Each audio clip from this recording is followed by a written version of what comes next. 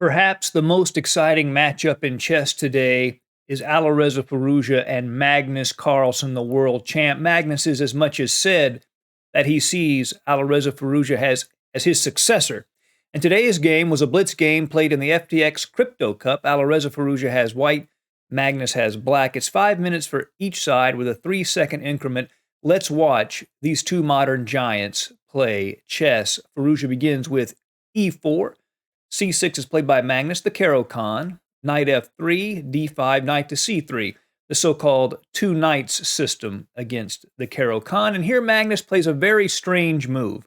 He plays the move queen to a5. Much more common is bishop to g4 or just taking on e4. Queen to a5 is the ninth most commonly played move here, but it's the highest scoring. I think there are 14 games, and black scores over 75%. Hard to believe. It has more to do with how the players played than the opening itself, but Magnus finds a way to be creative. Bishop to e2, pawn takes, knight takes. Bishop to f5, a standard idea in the Caro-Kann. Knight to g3. The bishop goes back to g6 and castles. And as I said, black has done well here, but I can't say I know why. If you look at the position, white is castled, and he has two minor pieces developed, whereas black's king is still in the middle of the board. The queen will probably have to reroute at some point. The thing about black's position, and this is often true in the Caro-Kann, there aren't many weaknesses. It's hard for white to find active play. Knight to d7, d4, staking a claim in the center. e6, and we have the classic Caro-Kann pawn structure. The square d5 is very important. White would love to break through on d5. Black needs to keep that square under control. And here the move that had been played in the past was bishop to f4. Here, Alireza plays knight to h4, immediately going after the bishop on g6 and the advantage of the two bishops.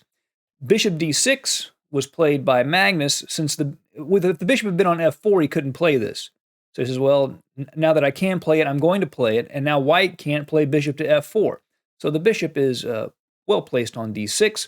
Now c4, threatening to gain space and looking to break through in the center with d5, with that king still stuck on e8. The queen goes back to d8, aiming at the knight on h4, and here Alireza makes the most natural move on the board, which is knight takes g6. However, computers show us a really diabolical idea. The move d5 immediately is very strong from white. Here, after queen takes knight, pawn takes pawn, and it's a double attack. The queen attacks the bishop, the pawn attacks the knight, and the king is still stuck in the middle of the board. White would be winning. The best response, apparently, is not to take the knight, but to play a knight to c5. But after pawn takes, white is still better with the better pawn structure. Firouzja takes on g6, gets the two bishops, but he opens up this half-open file for this rook, aiming right at the king on g1. d5 to open up the center. Now queen to h4, threatening queen to h2 mate, so he obviously has to defend against that. So he plays h3. Now here, ed5 was played. What if he just takes that knight on g3? Well, that's not a good move. After pawn takes, if the queen retakes, now he takes on e6. And after retakes, bishop to f4 hits the queen, and white's all over black's position. Black would be losing in that situation. The king's still in the middle of the board. So Carlsen tries to close the position. First he takes on d5. Then when the pawn recaptures, he plays c5 to keep things blocked with his king in the middle. If he takes here, then queen d5 is a double attack on the bishop and the b7 pawn.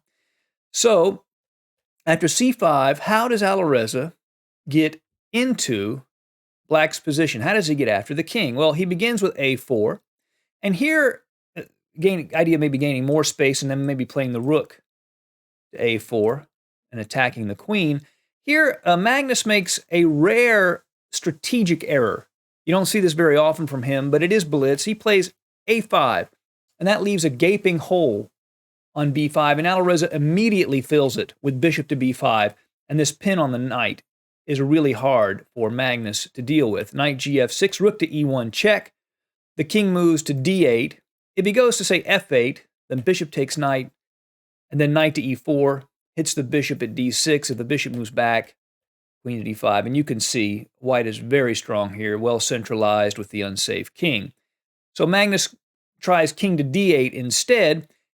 And at this moment, Firouzja begins what very well may be the most amazing rook journey I have ever seen in my life. So here's the rook right here on a1. Watch the journey. Watch where it ends up, right? So he plays rook to a3, the beginning of this fantastic maneuver. Rook goes to e8. Rooks are exchanged. Rook to c3.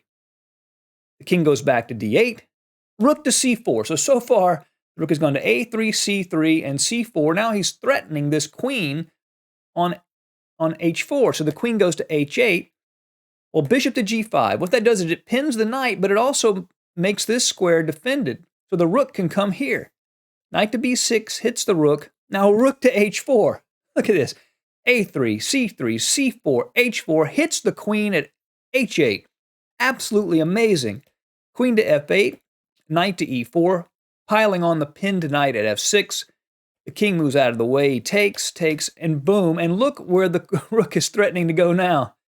Threatening to go to h8, pinning the queen against the king. What a journey. King to c7, queen to d2. Now the idea here is to attack this a5 pawn. So when the rook goes to this square and pieces are traded off, this pawn and square will be undefended. Queen to c8 was played, but now rook to h7 attacks the f7 pawn. The queen has to come back, otherwise the pawn is lost with check. So queen to g8, and now rook to h8. The queen is trapped. Now he does get some material for it. Queen takes rook, bishop takes, rook takes bishop. But now, remember we talked about how this pawn was vulnerable? Now it's not defended. Queen takes a5. The rook moves to h4. The idea of maybe to go to b4 and hit the b2 pawn. The queen goes back to e1. Firouzja wants to penetrate into black's position on the e8 square, where he can cause all kinds of trouble. The knight moves to d7. And now g3. Now that's a strange looking move at first. Looks like he's just hanging the h3 pawn. But what Firouzja wants to do is he wants to play f4. Right, so he knows that when he puts his queen on this square, this knight is going to have to move. And when it moves to e5, he wants to play f4 to kick it away without the rook just being able to take the pawn. So let's watch this. g3. If he plays rook h3, queen to e8, the knight would have to move, and then king g2 first, rook h7, then f4. And now this square would be undefended, and white would just check and win the bishop. So instead of taking the pawn, Magnus plays the rook all the way back to h8 to cover this e8 square, so the queen just can't get in. But the queen can get in at a5 with check, knight to b6, and now queen to c3. Hits the rook at h8, threatens a5, but now rook takes h3, queen to g7. The f7 pawn cannot be defended. Black's pieces are scattered. His king is in trouble.